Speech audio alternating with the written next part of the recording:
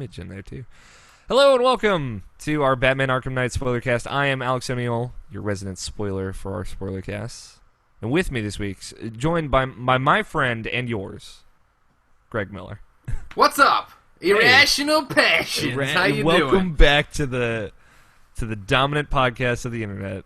Mr. O'Neill, how are you? I'm pretty good. How are you doing?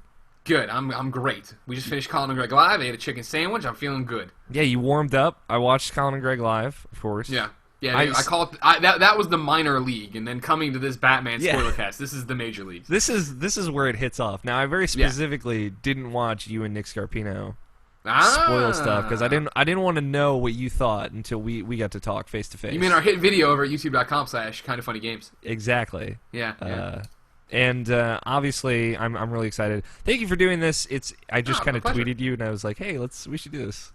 Well, it's funny. I mean, I think of you as a friend. I'm surprised I didn't follow you or don't follow you. I didn't fix it yet, so okay. Maybe one day I will. But yeah. I think of you as a friend too, Greg. But I follow you, so. Yeah, well, you're a real friend. I'm a fake friend. Yeah, I mean, whatever. We'll I'm like the guy they call. You're like, hey, I'm moving. Can you help? And I'm like, I'd love to, man. But Portillo, he's got a vet appointment. Yeah, about the. Ugh. It's all right. We'll fix it in post. Fix our friendship. So we're gonna, if you didn't know, we're gonna spoil Batman Arkham Knight, that game that came out last week. Yeah, we're topical still, so that's good. So if this is your last spoiler warning, your first and only, so from here on out, it's fair game. Gloves are off. The rules are off. The clothes are off as well. Damn, whoa! I didn't know it was this kind of podcast. But when in Rome, no, every time you just come on Irrational Passion, start tweeting out. As soon as we get 200 viewers, I'm going to take my shirt off. Hey man, I know what your audience likes, and it's full frontal male nudity. Except apparently, love wins. Apparently, the exact opposite of what Game of Thrones wants. Just show dick. Yeah, I know, right? Fucking toss Christine a bone here, guys. I've seen enough of the titties and the pussies.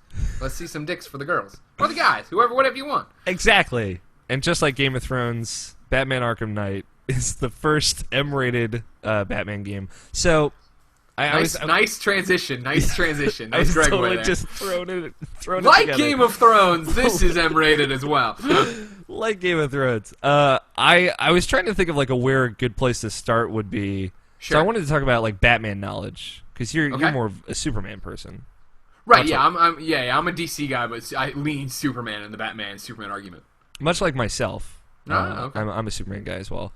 I figured everyone knows Greg Miller, obviously. Of course. And they're on the internet, aren't they? Yeah, exactly. They follow you on Twitter, probably. They're in the 200,000 mesh of people. Yeah. So everyone knows what you know about Batman. For me, I figure I give you a little knowledge. Oh, good, please. I was raised on Batman and Superman the animated series. Oh yes, great. Bruce Timm is my bread and butter. Mm-hmm. And you know that and Justice League Unlimited, everything from then on.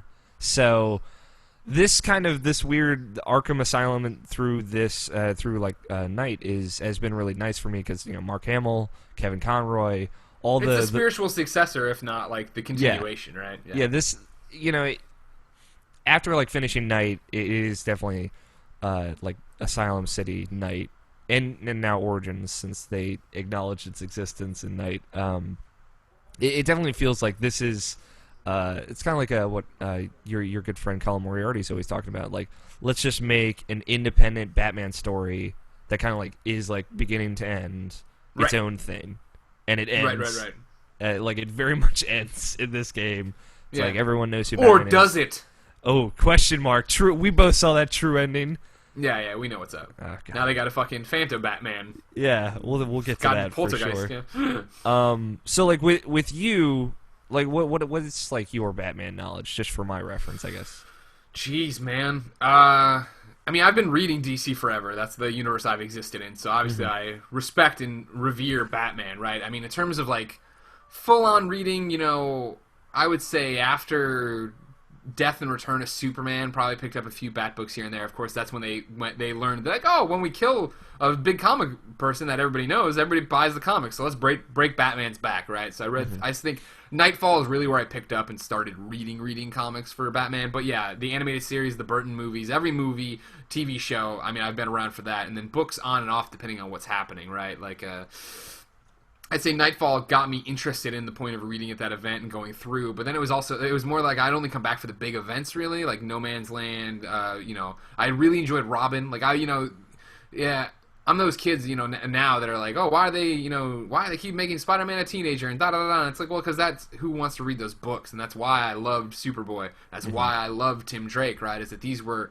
teenage versions of me in some world, right, that were coming on the scene at the same time I was. So when Tim started dating Stephanie and all these different things, like, I was reading the Robin book month to month, right, but not so much the Batman book. And then you pop back and forth, and then as you get older, you start going into The Killing Joke, going into, at the time, it was a contemporary for me, Long Halloween, and then going back and reading Death in the Family and da-da-da-da. So then, I would say from, like, there on out, probably, since the early 2000s, mid-2000s, I've been caught up in terms of what's happening with Batman. Him going back in time to come back and all this other crap and stupid stuff like that. And it's for me, it's when they changed the status quo that's super interesting in book form. When, Dick Grayson came back to take on the cowl, when Damian popped up and was Batman's real son. Like, those are things that made me read and then stick with it month to month, each one of the arcs. And then obviously, the New 52's been so good. The entire Zack Snyder run's been amazing. Yeah. Scott Snyder or Zack Snyder? I said Scott Snyder, didn't I? You said Zack Snyder. Oh, my apologies. I just did all that Batman, Superman stuff. Yeah, Scott Snyder's run was amazing. Zack Snyder is making movies, and we'll see how they turn out. Yeah, we'll see. I've just read the only like Batman stuff that I've read specifically is the first trade paperback of the New 52. So Scott Snyder's like the beginning of the Court of Owls stuff. Yep. Which is so good, super great. And I've read a little bit of Tim Drake Robin independently, which I love Tim Drake. He's probably my favorite Robin. Which I guess is like an unpopular opinion. I don't know. I don't think so. Is it? I mean, Dick Grayson's awesome. Dick Grayson's so much better on his own, though. Yeah, that's what I'm saying. Nightwing's such a great character, and like that was one of those things of that like transition between Robin and not being Batman, of being an adult out there. How do you do that? I always thought the Bloodhaven stuff was interesting. I love his relationship with Babs. Yeah. Also, Teen Titans, great show. Oh, yeah, Teen Titans amazing. Yeah, Young Justice. What are you talking about? Come on. Young Justice is fantastic. Yeah, I watched it on your recommendation, and you're welcome. Enough. Thank you, Greg. Finally, you're cleaning up my act. Changing your life over here, O'Neill. So, with that said, this is definitely more like tonally animated series stuff. Like it comes across to me as that.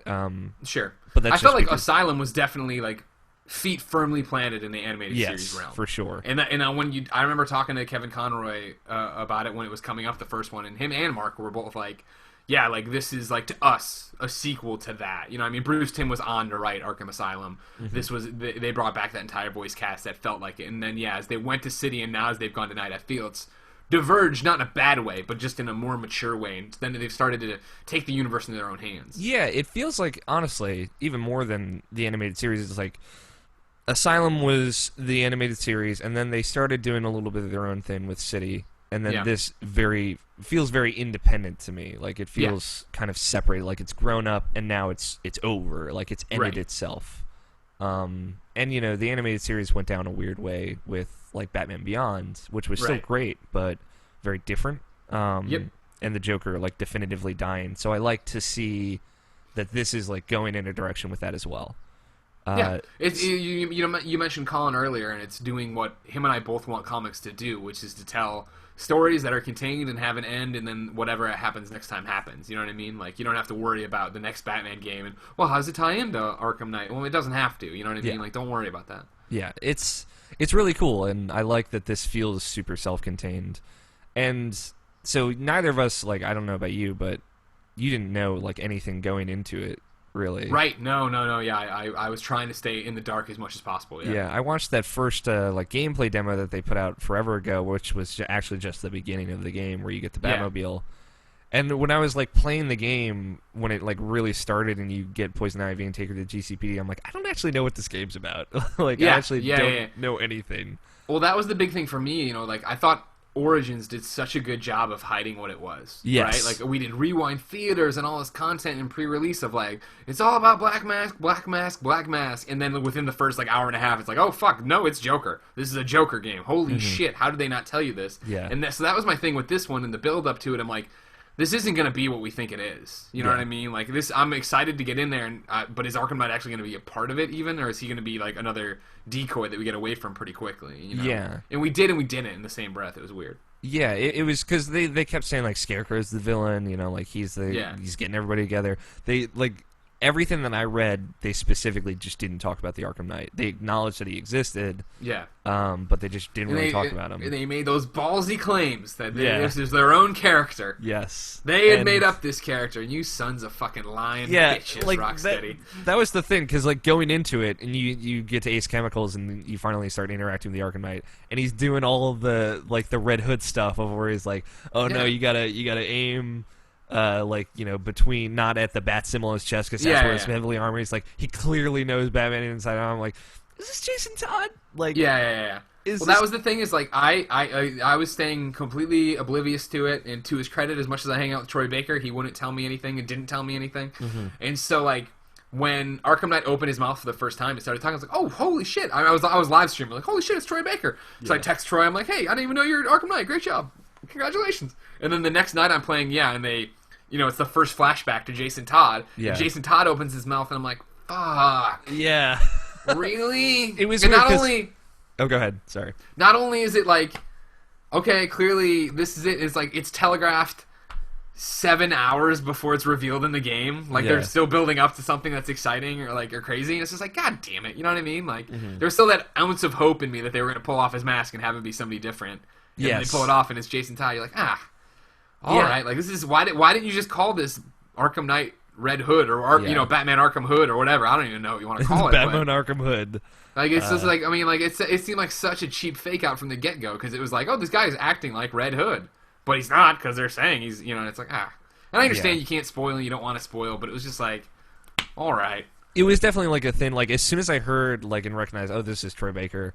For some odd reason, I'm like, is this the Red Hood? Like, is this like where they're going with this? But I kept coming back to them saying, no, it's a whole new character, a whole new villain for us. I'm like, and I kind of got false excited. I'm like, what new villain are they making that also knows Batman really well? Yeah. And that was you're like, maybe it's Hush, maybe it's this. You know what I mean? Like you run through it in your head of like the people it could be tied in. And even that's like a cop out, right? Because that's not a new person if Hush is suddenly Arkham Knight. But it still would have been better than just like retelling the Red Hood story with a different name. Yeah, I was kind of expecting Hush to be the villain of this game with what they set up in Arkham City, which was like the identity theft. I'll see you next time or whatever. Yeah.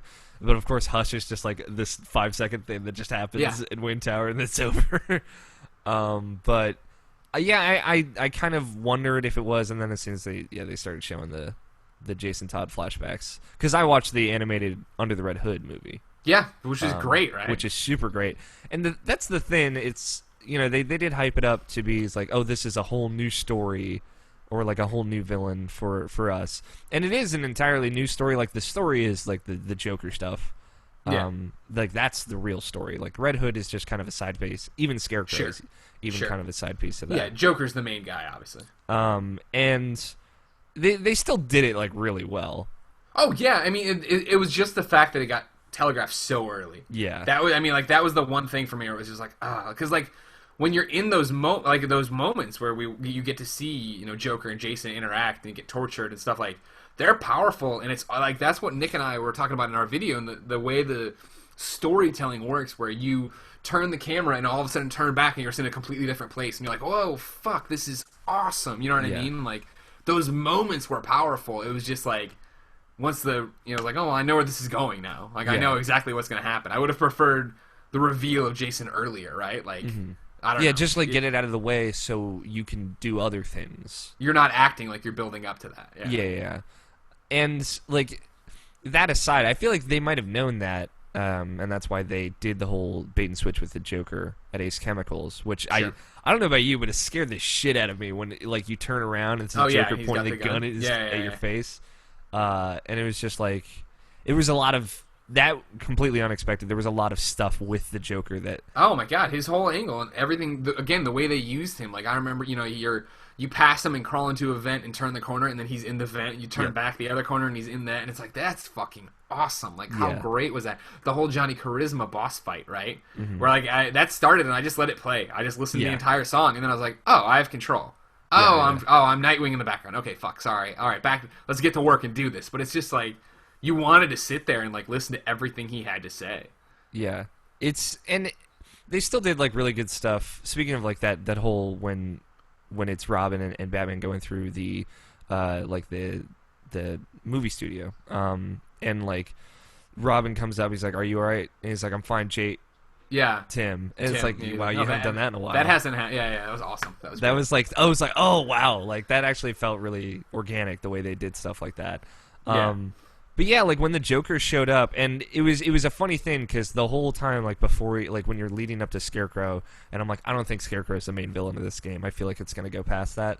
Yeah. But I'm thinking about the Scarecrow stuff from Arkham Asylum, which was really cool. Yeah. More the weird psychedelic stuff where you're seeing things that aren't there. He's gigantic, and you're like sneaking around from like less like the boss, like the actual boss fight where you're like avoiding the giant Scarecrow, but more like but like where Jim's shot and stuff. Yeah, like when you're on the toxin. I'm like, how are they going to do that? How are they going to up that in this game? And they just like blew it way out of the water. I thought. Oh yeah, it was we'll have so Joker cool. everywhere. You watch Barbara Gordon blow her own head off. You're like, oh, all right. Yeah. Just like Jesus Christ. I felt like that and like the cremation scene at the beginning was like how you like how they got that M rating with stuff like that. Yeah, oh yeah, totally for sure. Yeah, the fact that they're just like straight up shooting people and burning bodies, that's a big deal. Yeah, especially like because you have to cremate the Joker in the beginning and you have to keep pressing the button, but you can just stop like halfway through when his skin is just all melted and you can like clearly see just like melted skin, which I was like, no, just go back to burning. No, keep hitting the button. Keep hitting the button. But I don't know, like that stuff was all so well done. Like I remember when you're doing the Riddler side stuff, you come back and Joker's like, "Oh, Catwoman, you gotta go for this," and he's like saying, some genuinely funny stuff, some genuinely terrible stuff, and he's like, "Yeah." So I was in the afterlife and I was talking to Talia, and one thing led to another, and it was just like weird, tongue-in-cheek stuff like that. And I really liked that. It was nice to see them be able to push the boundaries like that. And there was so much more Mark Hamill in this game than I think either of the other games before. Oh yeah, no, totally. And that was the thing, again, that like they kept that a secret. You know what I mean? Like that could have easily leaked on a million different places and done it. You know what I mean? And it's one of those things of, we've been walking around the house on eggshells, me and Nick talking about this game, and it's like, we put up a Let's Play the other day, the Harley Quinn DLC. And at the end of it, Nick goes, "Yeah, but like, I gotta say this, Mark Hamill stole the show."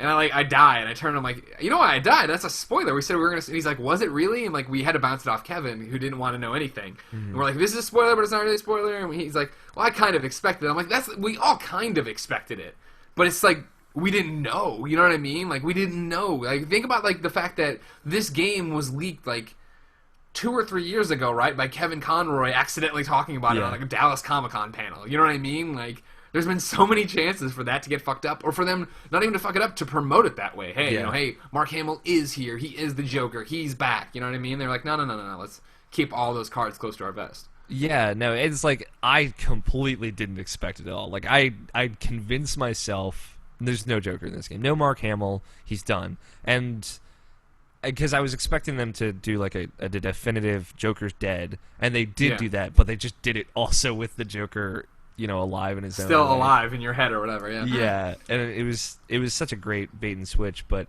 even if I had seen Mark Hamill's in this game, I'd have been like, yeah, there's probably some flashback or something like we didn't know, and they'll flashback to a Joker like setting some plot up, and I would have just totally written it off, which is great. Like they sold me so well with how they ended Arkham City. Of like this is how it's gonna go, but it's one of those things is like I'm not at all annoyed or angry that they brought him back. It's just like, oh no, if you were gonna do it, you had to do it differently, and I think they knew that. And they just they nailed it so well.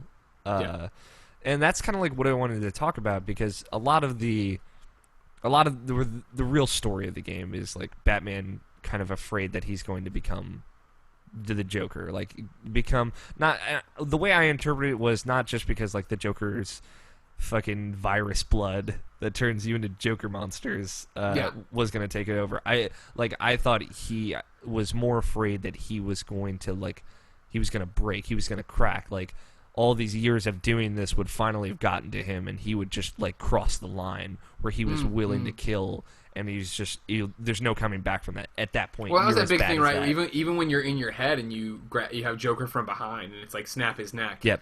I left it on it for like 3 minutes or a minute and a half, some obscene amount of time, where I'm like, this can't be right. Yeah. Like there has to be some like let it like like Far Cry 3 or 4, right, where you just sit there for 15 minutes and eventually Pagan's like, oh hey, cool, let's go. Yeah. You know what I mean? But then eventually you have to do it. It's like, oh man, like that's dark for him. Not to mention that I expected, every time we actually start interacting with the Joker, like, and he's pushing us around, I expected to come back and me be choking Gordon or something. You know what I mean? Yeah. Like, They definitely played up the aspect that it was definitely all in his head more than I thought they would. I thought they would just cut back and like Bruce Wayne's like on a fucking rampage, just like punching people out. Right.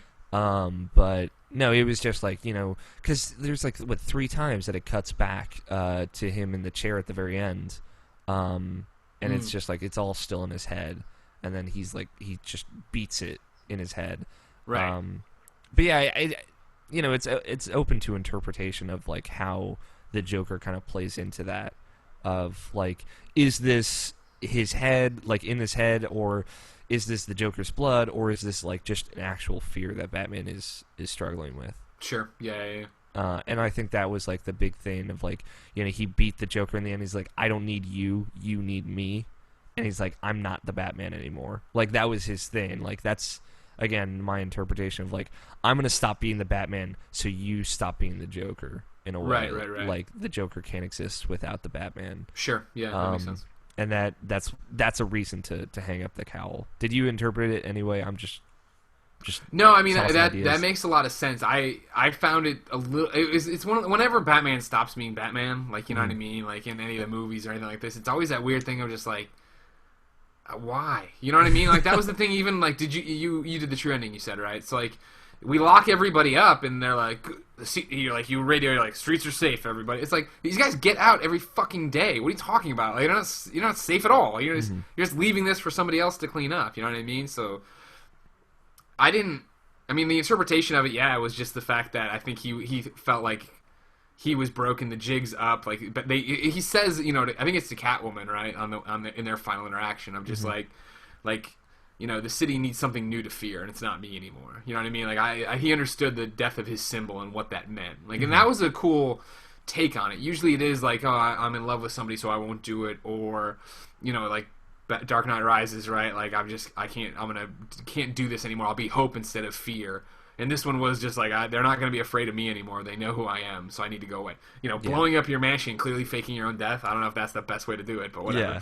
I like, read this will protect everybody. I'm like, bullshit it will. Yeah. They're still going to be like, hey, Dick Grayson, weren't you his son? And now you're in Bloodhaven, and now there's a Nightwing. Wait a second. Let's connect all the dots. All the pieces will start coming together. Yeah. And like, I was reading something like about the true ending, because I'm sure we'll get to it, but like I was like, what the fuck just happened? So I was reading about all the endings, and it's like, it was somebody said it was supposed to be implied that if you didn't catch all the major villains when the manor blows up at the end, that they got you.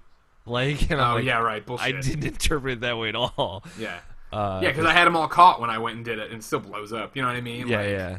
I totally got it, because like Alfred's like, do you want to do this? Sure, sir. I thought when you get the tease Nightfall ending, and then you get the full Nightfall ending, I assumed that it would be that the full ending would be closing the door and us getting into a tube or something that shoots us into the cave. You know what I mean? That's what I thought as well. I thought the full Nightfall ending was better. It was more than I thought. Oh sure, I was gonna get. No. Yeah, I like that they jump ahead and Gordon's running for mayor. Tim's gonna apparently propose to Oracle. Is that like what's up with that? That's what I took away from the text message. Yeah, but like, don't is forget that the ring. is Tim Barbara? Is that a thing? I don't. Yeah. That was in the game. They were talking about that. Yeah.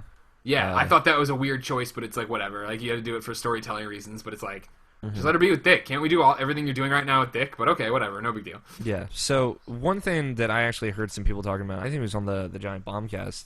They were saying that if you wait to do some of the side quests until like after you've beaten the game, because you get revealed as Bruce Wayne. Yeah. The villains, when you're like actually going out to capture them, will reflect that happening. Oh yeah. Yeah, which is so cool. Yeah, playing around the house today, playing around the house here, Colin hasn't beaten, or had, no, he hasn't beaten it yet, and Christine hasn't beaten it. And so when I'll be playing, they'll come into rooms and I'll go, wait, and I'll like mute the TV and then turn off subtitles, because it is, and they're like, what are you doing? And I'm like, people on the street are talking about it, I'm going off to capture somebody, like, so they have conversations in the car about it, where they can't believe you're that guy. Yeah. And I was... there's a lot of love and little touches like that really show how, much this game and this franchise mean to Rocksteady. Yeah, because I was playing with my friend, who's a big Batman fan, but he had not seen any of the game. I'm like, I'll just jump into New Game Plus, or I'll just jump into New Game, or my finished game, and just show him like the city and stuff. I'm like, no, I actually can't do that at all, because it'll spoil the big thing at the end. Which it is cool that there is like something to spoil. Yeah, no, that's awesome, right? Yeah, I definitely, for the most part with video games and stuff, I don't worry too much about the spoilers. Like, Uncharted 4 spoilers, they're going to get away with it. Yeah. It's going to be okay. Nate's brother's probably going to die. You're ruining everything. I bet Nate and Elena will be in love at the end of it, and she'll be pregnant. You know what I mean? Like, if you tell me all that stuff, I'm like, all right, I want to see the story. I want to see how it got to that point. And I still want to see it here, but not to that level. It's the level of spoilers there is like, if you would have told me the Joker's in the game, cool. You would have told me Arkham Knight's Jason Todd, cool. You tell me by the end of it, Batman's going to be revealed, you're like, oh, I don't really want to know that. You know what I mean? Like, that's not, I want to see that for myself. Be like, is this really, because that was the big thing when it's all happening. Like, there were so many times in that game where I'm questioning Batman's sanity of playing it. Because when I first started it on Twitch, somebody shouted out in the comments that, it's all in his head, he's locked up at Arkham Asylum. You're like, funny, ha ha ha. And then the more you play it and the billboards start changing and shit, I'm like, wait, motherfucker, am I really like, is this gonna, because I thought that would have been a brilliant ending, right? Where it does turn out that Bruce Wayne's been incarcerated in Arkham Asylum his entire life, and like, this is just some crazy fucking thing. It was all a dream. Yeah, and like zooms that, out, it's multiplayer. You want to talk about the internet like losing their mind and like burning something down, that would be enough probably right there, but... Yeah, like that. It was actually Bruce Wayne being brought to Arkham Asylum in Arkham Asylum. That's how you do it. I probably wouldn't have liked that ending. That would definitely be a good like burn it all down. But I still, it would have been like the one thing I'm left with is that would have been conclusive. You know what I mean? Like Batman really dying would have been conclusive, and like the ending we're left with is just like, well, what happened to Bruce and Alfred? Yeah. It's weird. It's like I like and I dislike that they didn't really answer the Bruce Wayne question, like what happened to him. But you kind of have an idea of what happened to everybody else. Obviously, I don't think Bruce Wayne died.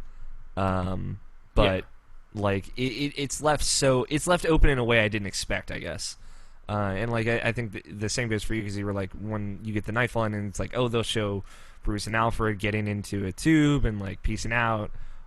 Peacing out.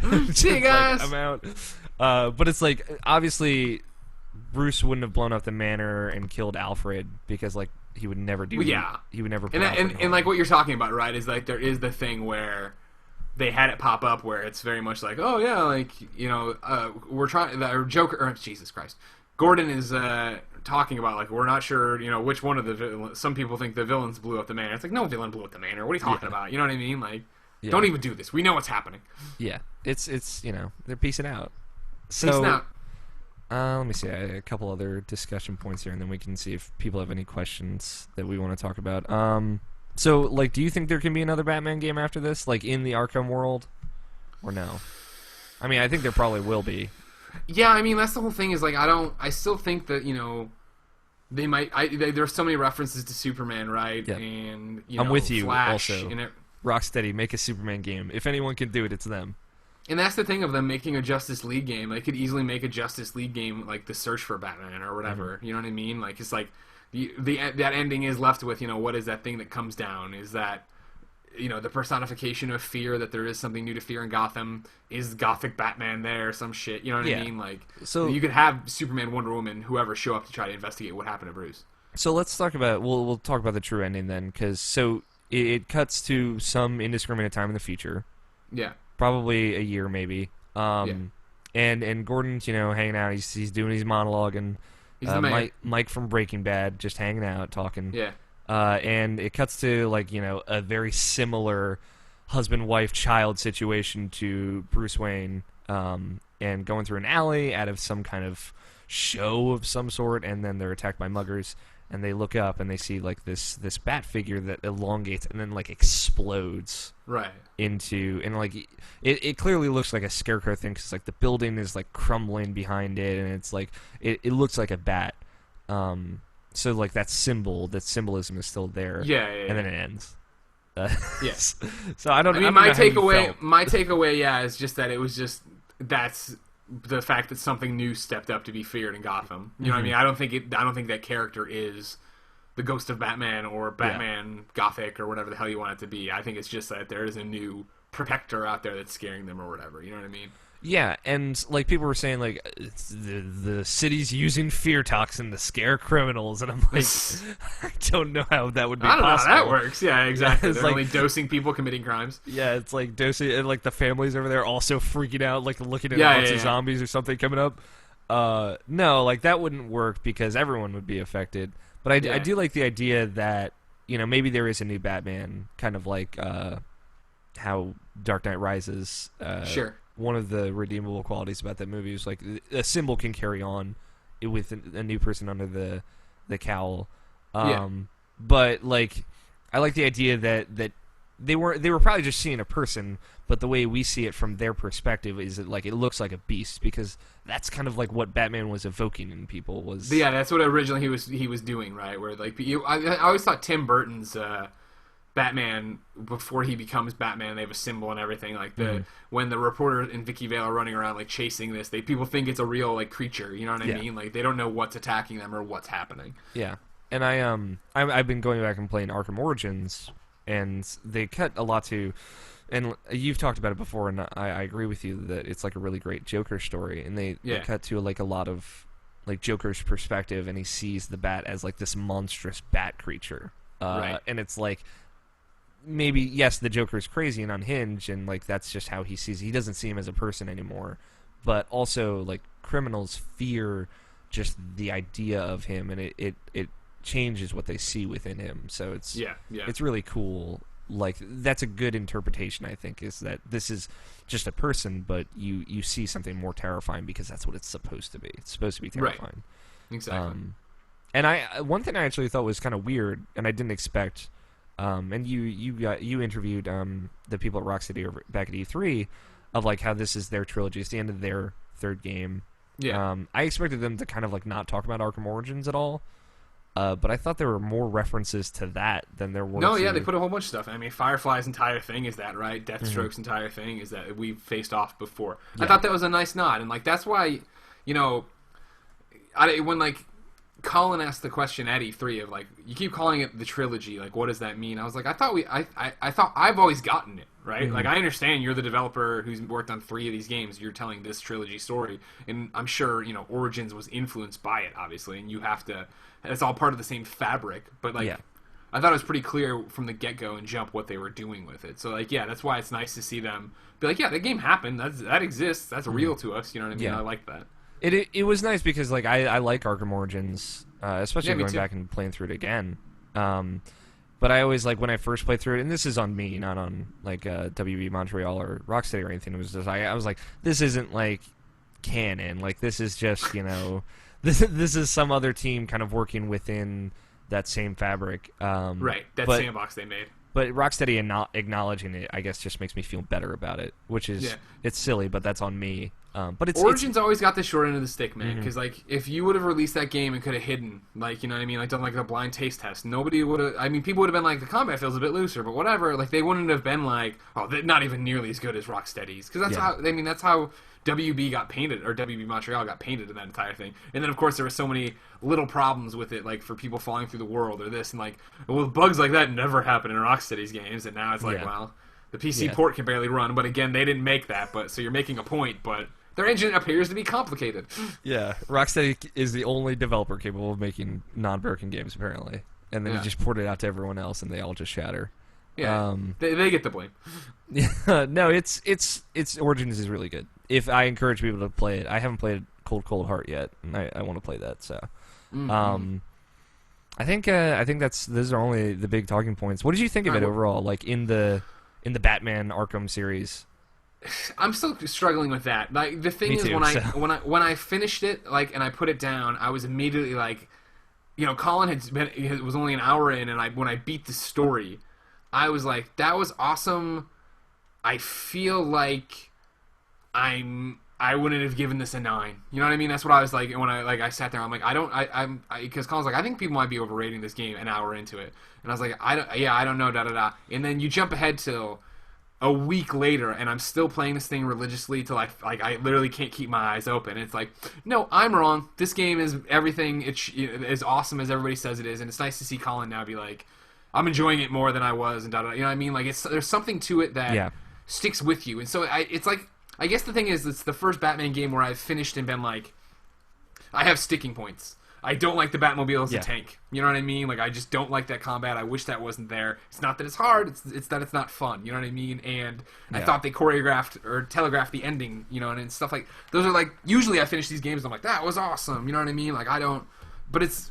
Everything I loved about the other games magnified. I think the Riddler challenges and trophies were better than the other games. They were more attainable. I went through them and got them all 243 and had fun doing it. You know what I mean? Like, I'm going through the AAR challenges right now, and some of them are challenging, but I still feel like I can do it. Whereas with Asylum and City, even, I started some of them like, fuck this. You know what I mean? Like, I don't want, this doesn't even seem like fun. This seems like it's gonna be torture. Whereas this one, I'm like, oh, I'm gonna platinum this. This is good. Let me tell you a story, Greg. I collected... You tell me a story.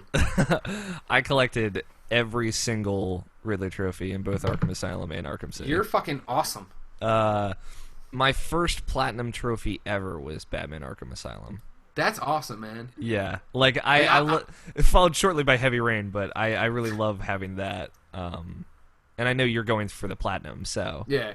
Have you gotten it yet? No, because the thing is, I'm particularly terrible at driving in video games, so I'm just dreading the Batmobile AR challenges. See, the thing is, though, like, honestly, and I know, I did them all last night and got 3 stars. Like, they're not obscene. They're not, they're not to the thing of where it's, like, punishing and you want to kill yourself. It's to the point where it's, like, I'm cursing last night, and it took me, like, 10 minutes or 15 minutes to do one of them, because it was just, like, I was fucking, but it was, like, I was off by, like, that, 0.3 of a second thing where you're like, oh, I can do this. I can do this. You know what I mean? That's always the empowering great thing about games, whereas with the other challenges I remember at City, I was like, I can't do this. I don't even know what the fuck you want me to do right now. You know what I mean? I really like City stuff, like the Riddler stuff. I appreciate that there are a lot more riddles in Night, though. Like, there's a lot more clever stuff. Like, that was what I really loved about Asylum, collecting all those things, was because there was not...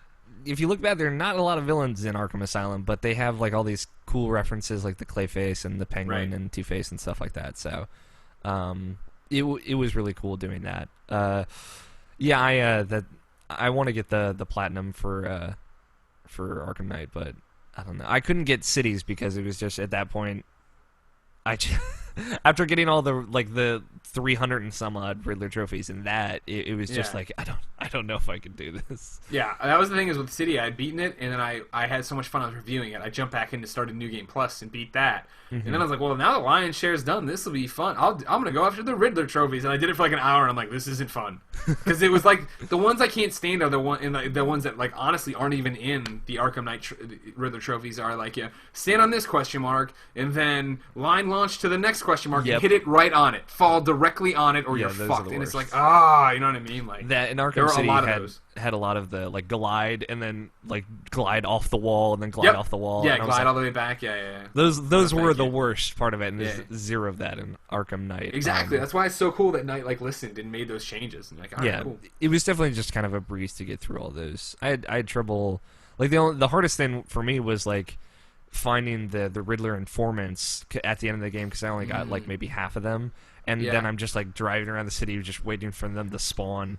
I was a lot of gliding. I glided around and stuff, where it'd be like, I'd look at it and like, all right, Stag Airships has 12 riddles, but there's only 9 of them on the map, so I'm not fucking even going in there until I get the next guy. Exactly. For me, like, I liked Arkham City more than Asylum, which is weird for me because I'm not... At the time, I wasn't huge on the open world games. Like, I've definitely... I like them a lot more now. But I just... For some odd reason, I think the Batman format really lends itself well to the open world format. And no, it does. It doesn't take anything away from Asylum's kind of focus, more Metroid style, kind of getting through the world. But I just really like City, and just everything it does. Like Ra's al Ghul or Ra's al Ghul, excuse me. I think This both isn't like are Arrow acceptable. where we just can't decide on how to say it, so we're just gonna say both back and forth forever. But like that, and like the DLC was great. Where you get to go and save Batman as Tim Drake, that was awesome. It just City had a lot of the stuff that I wanted to play. And Asylum I just got the platinum trophy, and then I haven't actually played it since 2011. So I'm excited to actually go back and see how well that game holds up. But the way I look at it is, all of these Batman games, you can look at the mechanics and say they're kind of like perfect for the kind of game they're trying to put together. Like they're top tier, they're excellent, they're well put together. But Arkham Knight has a mechanic that just isn't up to that standard. It's not bad, but if you look at the whole picture, it just doesn't hold up compared to the combat, to the stealth. Everything else is a home run, right? It's an yeah. A+, and then you get to the Batmobile, like to the Batmobile tank sections. For me, at least, I like driving the Batmobile. Yeah, I do too. The tank sections, and you're just like, how many more? Oh, Jesus, 30 more. All right. It wasn't until late in the game where I saw that you can see the number up in the corner. I'm like, I could just count down with it. It's super depressing. You're like, I have so many. Yeah. And it's just like, for me, like, I didn't mind the tank stuff. I didn't think it was Batman. It didn't fit at all. But the Cobra tank stuff, where it's like stealth tank sections, I'm like, this is the worst thing ever. Let's try to sneak up on these things. You're like, fuck, all right. So they're drones. They don't hear a giant tank crumbling through crushing columns everything behind it. Yeah, exactly. But so if you look at like the grand scheme of things, City has like a great open world. It expands everything really well. Asylum's really focused, and Knight's great. And then there's a Batmobile that has sections that just don't hold up as well. Like when Jason Todd's chasing you through those tunnels in the big like the crusher excavator, thing, and you have to like do these basically kind of Riddler challenges where you're going up and down walls and through the tubes, and it's just like you fuck it up and you have to wait like 30 seconds and you're just looking at Jason Todd yelling at you. I'm like, this is just frustrating. Yeah, exactly. Frustrating is a great way to put it. So in a way, like, Arkham Knight is the worst kind of Batman game, which is like, that's not saying much because they're all excellent. It's the worst best pizza, right? Yeah, it's like your least favorite restaurant. That's your favorite restaurant. But also, I think, like, in a way, for me at least, it's kind of like, this might be my favorite Batman story ever told, of just like how the Joker and Batman are kind of weirdly the same thing, and how they kind of address that head on. Of like these two minds stuck in one body, of like, this is what happens when you go over the line, and this is what happens when you come so close but don't cross it. And it's like, that's Batman and that's the Joker, and it's just like this kind of chaos that breeds from that. I just love like that final scene where you're like weirdly going through this first person corridor thing with the Joker. Awesome, right? And the shotgun, amazing. Like, it was just like, you go through and it's like you're in the Joker mobile and you like kill all these people, and then you kill the Penguin, you kill Two-Face. It's like, this is like Batman, like if he just struck down all of his enemies, he could cut them all down in one fell swoop, and then you see Gotham on fire, and then you're like going through these terrifying corridors, and you're seeing like, this is what the Joker is afraid of, like, being forgotten, being treated as if he was nothing. That's like, that was just so cool for me as someone. And that's where the game succeeds, and where Rocksteady succeeds, is when they take it and you think you know exactly what Batman is, right, in this game, and then they totally 180 it, and it's different, and you don't know what's going to be around that next corner. Yeah. But I think that's it. So we'll, if people have any questions that are watching, there are a few people watching, they can tweet them at me. My Twitter handle's up over here now, at AlFighter27. We did get one from my friend Barrett, and they can also tweet them at GameOverGreggy. Obviously, everyone here's following you, so. Yeah, they're on the internet. I understand. Yeah. Barrett tweeted at me. That's he's got one of those longer Twitter handles. At Brandler Chong. He says, what do you think of the Force Riddler trophies to get the actual ending? Like, instead of having to, you can get like the real ending or whatever, but now you have to get all the Riddler trophies and catch the Riddler in order to get it. I didn't mind it. Right. Yeah, it was one of those things, like, and I understood, like, the like people. Nick had a problem with it, because he was like, I'm just gonna get to this and do it, and it's like, we're thinking about it too much, like, a traditional video game where I've beaten the story, so now I get the ending. You know what I mean? Whereas like the story was just part of the game. The villains who are out in the world also matter. You know what I mean? Like there's these different things going on. I didn't hate it, but I also understood the environment we live in, right? Where if that had come out and Metal Gear was out the next day, I would have been like, all right, cool, go to YouTube. Yeah. You know what I mean? Like I have but I had that desire to go do all of it, especially knowing too, like the carrot on the end of the stick for me wasn't seeing the entire Nightfall ending. It was getting every trophy and putting away every villain and like having this, completionist moment. It wasn't. I knew I wasn't gonna get like a 30-minute cutscene explaining all my questions with the game. Yeah, I understand that, and like it's I get that people like don't have time for it, but like I feel like that Nightfall ending is totally something you can YouTube and not feel guilty about. No, not at all. Yeah. Because like the real ending is getting and seeing Bruce Wayne unmask and kind of seeing the end of that story. Like that's the big deal. Like that's what you come to this game for. Well, and like I said, like I expected the extending ending to tell me more of what happened inside Wayne Manor. Yeah. You know what I mean? Like that's really what I expected. I didn't even expect to get like a year later. I expected to get like Alfred and Master Bruce having a drink in Rome or wherever the hell Dark Knight Rises ended. God, Dark Knight Rises. We should before we close this out, we should just talk some shit about. No, that needs to be its own podcast. We need to. We can bring Colin on and just badger him over and over again. I will say, bad that movie is. Batman Begins is my favorite of the three because it's. I like Dark Knight. See, like Dark Knight's great, but I just like there's like more detective-y stuff in Batman Begins. I'm like that's why I like these Arkham games because there's so much detective stuff. Sure. One thing I will say is like there's only one crime scene analysis from Origins in this, but it was really cool to see them take that from Origins, which was when Barbara is in the truck with the Arkham Knight and it crashes and you have to like rewind and reload and go through there. I really liked that.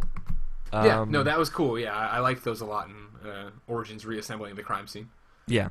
I have your friend in mind, I believe, Roger Picorni at Rogformer. I don't like Raj Former. I don't like him. Raj Former. See, it's Raj Former now. I keep saying Rog Former, and he gets pissed at me every time I say it.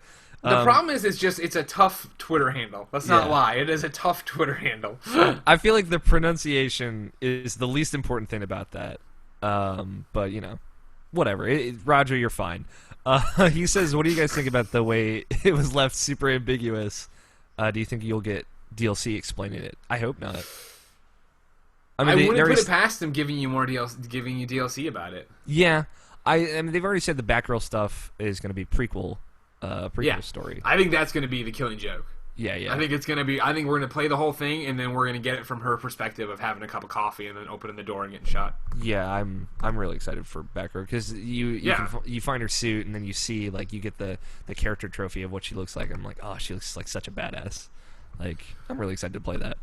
Yeah, no, I love Batgirl. I'm super excited to get it. What's interesting, and I have no... You know how the internet works. Yeah. But a kid, while I've been on this show, Michael Carson tweeted me and said, "I own the season pass for Arkham Knight and am now able to download the Batgirl DLC on Xbox One before it's live. Before it's out. Because he's got the...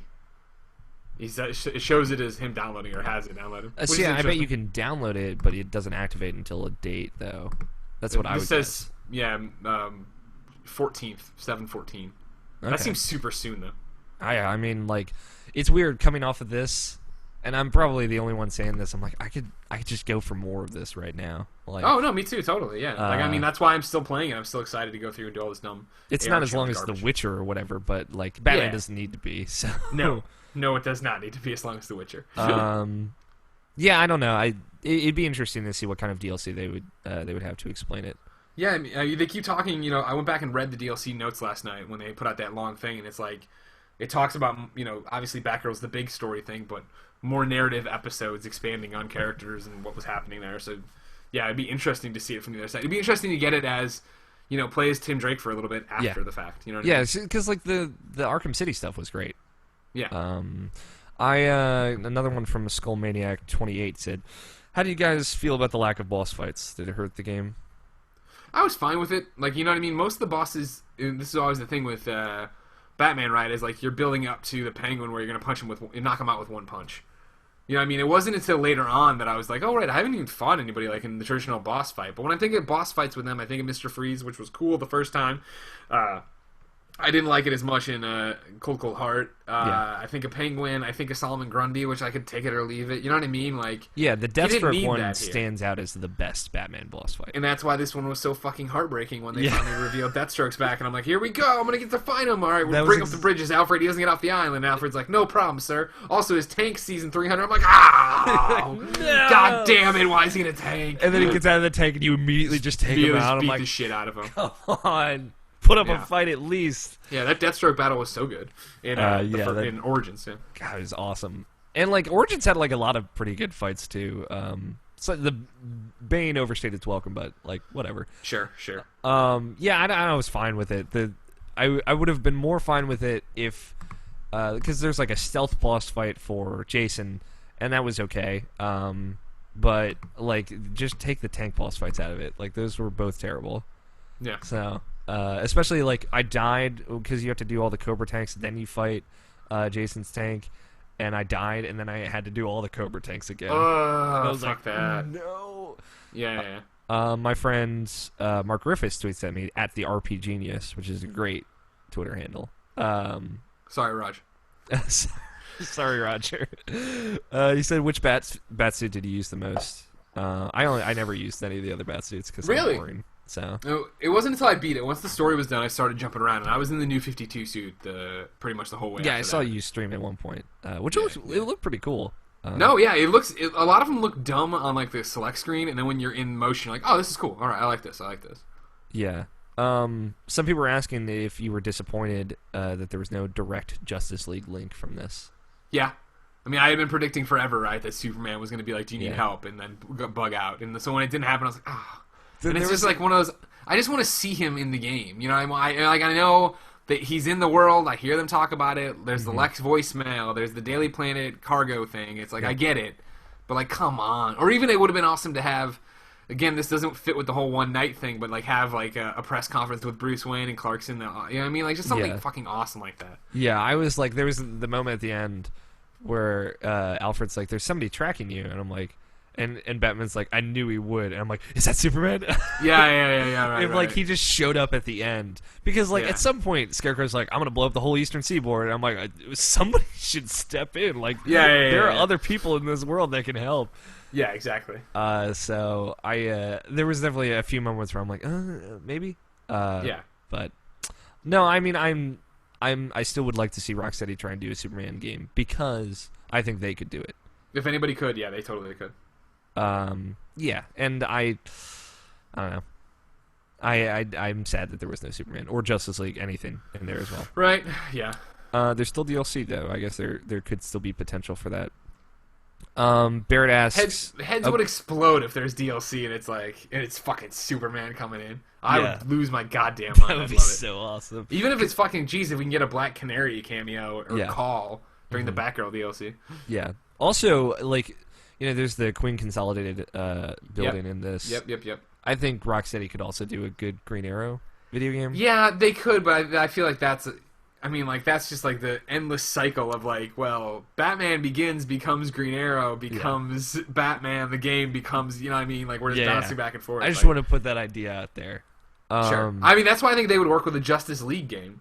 Here's a narrative-based Justice League game where we have 7 heroes. It's the search for Batman, we'll call it, Bruce Wayne or whatever, and they're all going out on missions. You don't get to freely choose. You're narratively driven to playing these different people at different times. And so, yeah, then you get to use all the mechanics you have from Batman as Green Arrow. That'd be awesome. My friend Cameron asks, how did you guys like the actual way the iconic Jason Todd scene played out? I want to see you guys unpack it, as we've seen it before. I liked it. It was disturbing and it was brutal. You know what I mean? Like him getting branded, him getting beaten down, him getting revealed that Batman's already moved on, which really fucked me up in terms of like how long has he been there and why is he still in his Robin outfit? You know what I mean? Like if he's already been replaced. Yeah, I really liked it. Again, the only kind of Jason Todd story I've seen is Under the Red Hood. And they very specifically didn't do the Ra's al Ghul stuff where he brought him back and kind of made him a weapon to take down Bruce Wayne. which I thought was really cool. Regardless, like this Yeah. idea that the Joker just kind of emptied him out and then filled him up with hate was really cool in Arkham Asylum, which was like I really liked it, but I feel like if they knew that this is what they wanted to do, it would have been cool to have seen some implication of that in Arkham Asylum or something like that. Yeah. And I know they probably didn't know. They knew about City when they were making Asylum, but I picked Arkham Asylum apart. So if Jason was there, I would have found him. Is like Well, that that's was the thing. my thought I'm process. looking around. I could have sworn there was an article that there was some other there still was something that hadn't another Easter egg that hadn't been found in one of the Batman games. Yeah, that could be After it. and that would be the thing, right? If and don't get me wrong, I wouldn't put it past Rocksteady patching Asylum or something. You know what I mean? Similar to like totally. BioShock, where you go back and you see or hear something now, or something gives it new meaning or whatever. Yeah, They're the kind of that would- crazy ass devs where you could play all their games and find something now. Yeah, that would be absolutely awesome. I'm about to go back and play through Arkham Asylum again after I beat Origins. So You're playing them chronologically now. yeah, I want to Gotcha. just take That's it all in. Yeah. But so I'm excited to see if there is anything like that. I'll definitely look for it. And I guess we'll just take a couple more questions here since I know you are a busy man with busy things to do. Gotta go do Let's Plays. Colin's gonna yell at me. What was your favorite sequence in the game? Mine was the one at Panessa Studios with Harley Quinn. That's a good question. That's from Damien Mayer. Sure. I mean, my favorite for the thing that sticks with me, it's totally the Johnny Charisma thing, just because it was so well done, and then it becomes Joker, and then it's just I sat there and watched the entire thing, not even realizing I needed to do anything. You know what I mean? And then when he gets to just doing do do do do just filling time, clearly I was like, what? Oh, okay, all right. Mark Hamill, he's got some good lungs on that guy. Dude, he's awesome. Yeah. For me, it was definitely the kind of ending sequence when you're going through the tight corridors as the Joker. And the bat statues are peering up behind you, and then he just breaks out of one and grabs you like that. Yeah. Like there were a lot of moments that scared the shit out of me, like just jump scares. Oh man, Man Bat. Man Bat scared me, and then Joker just does it again to fuck with you, which is so great. Also, I love that Man Bat's in this. That's a direct homage to the very first episode of Batman the Animated Series, and Man Bat in the comics, of course, but. For me, that's where I know. That's your starting point for Man Bat. So it was just super cool to see. This was the first thing I ever saw of Batman in Batman Arkham Knight. It was that's cool. Yeah. Bookend to it. And one more question here: do you think they'll make a Batman Beyond game set in this universe? Man, fuck, do I hope they do. You know what Batman I mean? Beyond's awesome. That's the whole thing. Is I love Rocksteady, and I believe in their talent and all that stuff. I do worry about them doing a standalone Superman game, just because Superman games are hard to do. So even if you did an open world Superman game, how does that work? But doing a Batman Beyond one, but Batman Beyond falls into the same trap I feel as Arrow, or doing an Arrow game where it's just is this well known enough? You know what I mean? We'd nerd out and lose our fucking minds, but would the majority of people want to play a 12-hour Batman Beyond game? I don't know. Yeah, and since they didn't explore. Damian Wayne, they could totally do the whole Terry McGinnis is Bruce Wayne's son. Yeah, there's room for that to happen. But I don't think it'll happen. Oh, that'd be so good. Yeah. I have a soft spot in my heart for Terry McGinnis and Batman Beyond. Yeah. Actually, are you reading the new Batman Beyond book? I'm not. The only comics that I've been keeping up with are just the new 52 Batman. So okay, you should check it out. I don't know. In spoilers, it's Terry McGinnis is dead now, and now it's Tim Drake from our timeline. Ooh, I like so you that. got far flung future. Yeah, it's cool. Cool. I may check that out. So I think that wraps us up. Thank you, Greg Miller, for coming. Oh man, thank you for having me. Please, I always like talking Batman. Yeah, this was a lot of fun. I hope you guys liked this, and of course, if you did enjoy this Irrational Passions. Irrational Passions. Oh, we're throwing up the NX. Irrational Passions cross kind of funny. Ah, okay. There you go. I was throwing up my NX. Don't worry. Okay, I was doing that earlier during Colin Greg Live. So, if you enjoyed this, please go to youtube.com/kindoffunny or youtube.com/kindoffunnygames and check out Greg's amazing content from Kind of Funny over there. The unsung hero of Kind of Funny. No, please. Some We all might know say. that's Tim. And if you're watching this, it's youtube.com/Irrational Passions where you're watching this right now, or in the Irrational Passions podcast feed. So please subscribe to us on either place there. We'd really appreciate it. I would definitely appreciate it. I think Greg would too. I'll appreciate it. Yes, I like these guys. You should support them. Just in general. Greg, again, thank you so much for coming on. Please, And, thank you for having me. hopefully we'll get you back on soon. If not for Game of the Year stuff, we'll get you. Oh, great. Okay, cool. Get your top 10 games of 2015. You'll have to decide by then if you like Batman or The Witcher more.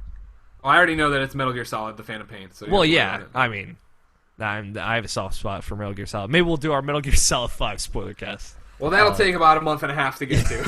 Yeah. Hopefully we don't burn through that like we did, because we both finished it around the same time for Batman. Yeah.